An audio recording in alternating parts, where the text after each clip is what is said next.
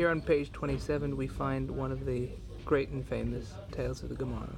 The rabbis taught in a Berachos. There was a certain incident involving a disciple who came before Rabbi Yehoshua and asked him, is the evening prayer elective or compulsory? Rabbi Yehoshua said it's elective. And he came before Rabbi Gamliel and he said, is it elective or compulsory? And Rabbi Gamliel said it is compulsory. The disciple said, but Rabbi Yehoshua says it's elective. Rabbi Gamliel says, come in tomorrow when the shield bearers come in and we shall see. Wait until the shield bearers come in and then ask your question again. Shield bearers being a wonderful idiom for those who dispute in matters of Torah, members of the academy. The questioner arose and asked, is the evening prayer elective or compulsory? And Rabbi Gamliel replied, it is compulsory. Straight away he's speaking out of turn, because as the prince of the academy he should speak last, so no one else would be intimidated to speak before him. But in a sort of break of protocol, he stands up and answers straight away, it is compulsory. Rabbi Gamliel said to the sages, is there anyone who disputes this ruling? And Rabbi Yehoshua said to him, no. He said to him, but in your name it was reported to me elective.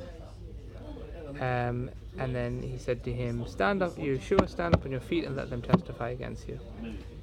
Rabbi Yehoshua stood up on his feet and he said, were I alive and he dead?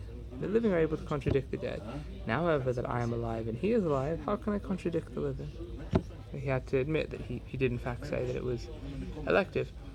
Rabbi Gamliel continued sitting and lecturing, and Rabbi Yehoshua remained standing on his feet, because one does not sit in the academy until the prince, the Nasi, tells one to sit. So Rabbi Gamliel deliberately, it seems, didn't give the order to Rabbi Yehoshua to sit down, and so he just kept lecturing. Rabbi Yehoshua was left standing, which is a great humiliation to Rabbi Yehoshua. Until all the people murmured, until all the people murmured and said to Chutzpis, the announcer, stop. And he stopped.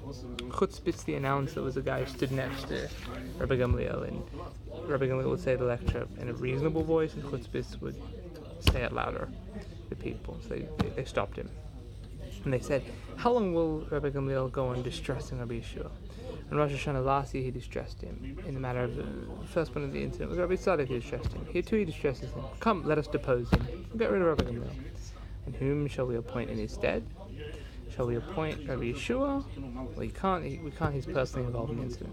Shall we appoint Rabbi Akiva? We can't, because perhaps Rabbi Gamliel will cause punishment to befall him and he will die because he does not have the merit of righteous forefathers. It's an ongoing thing in the Talmud that the ire of the righteous can be deadly even when it's not intended to be. Rather, let us appoint Rabbi Elazar ben Azariah, for he is wise and he is wealthy and he is the 10th from Ezra. He is wise, so that if he is asked something, he will be able to answer. He is wealthy, so that if one is needed to deal with the house of Caesar, he too will be able to go and deal. And he is the 10th from Ezra, so he possesses the merit of forefathers, and Rabbi Gamliel will be unable to cause him punishment. So the story goes on, and they go with the solicitation process of Rabbi Elazar ben Azariah, and then changes in the academy after Rabbi Elazar ben Azariah came to power. Fascinating story, but I just want to pick on this one detail, which is not new to me, but I find it very powerful, and it's an idea I had when thinking about the text and thinking about something Rabban says, which is if the prince of the academy is poor, we make him wealthy. Yeah. So with that halacha in mind, it's interesting. I mean, I assume he has a Talmudic source for it. It's interesting that they felt they needed to appoint someone wealthy, because if they appointed, I get the guy needs to be wealthy so he can deal with Caesar's house, but they could just appoint a poor guy and then make him wealthy, like his protocol. And I put to you that this was actually an added layer of respect for Rabban Gamliel, that they wanted someone who was already wealthy, so he would be more prestigious, so it wouldn't be as insulting to Rabban Gamliel to be replaced by a pauper. And this is the great length that we go to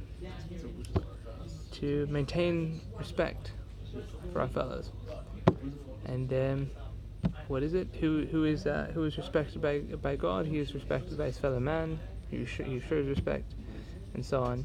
So may we merit to be looked upon favorably by God and by man. Many blessings.